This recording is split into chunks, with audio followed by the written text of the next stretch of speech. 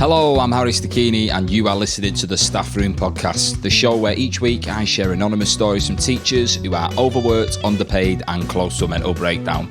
So think of it as teacher therapy, as they remind us of all the troublemakers, class clowns and the flat-out criminals we all remember from school. So join me and my guests and hear what your teachers really have to say.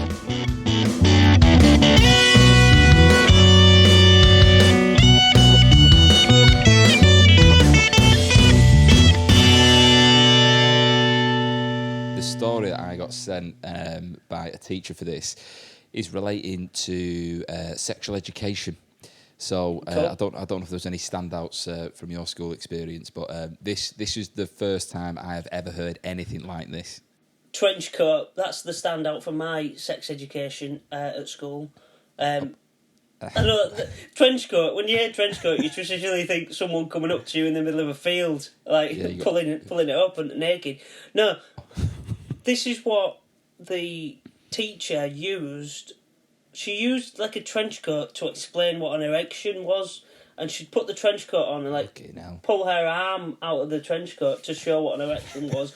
And I'm like, looking back, it wasn't really that clearly what she was like explaining, or the way she was explaining it, and it's so bizarre. Like, yeah, that's how old's the trench coat? Like, had it been there a while? I know, yeah.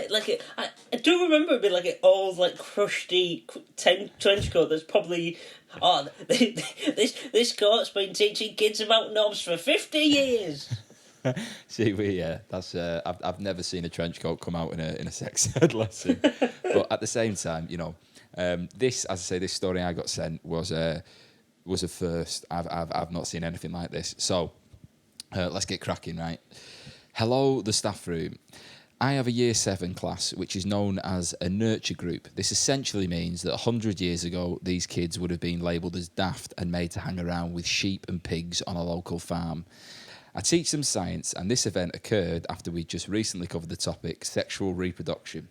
I was a little nervous about teaching it, just in case I said the wrong thing and got labelled as a pedo. I had started the class off with an easy cotton stick activity, which I imagine was right up their street, when this very sweet lad, who's wide as he is tall, walked quietly up to my desk, looking slightly sheepish. Sir, you know when you ejaculate? Yes, James. Already, I don't think this kid is not ungifted. The eloquency in which he's gone up to his teacher and gone, "Sir, do you know when you ejaculate?" I'm imagining him with a top hat and tails and the daily newspaper under his arm. What a hero!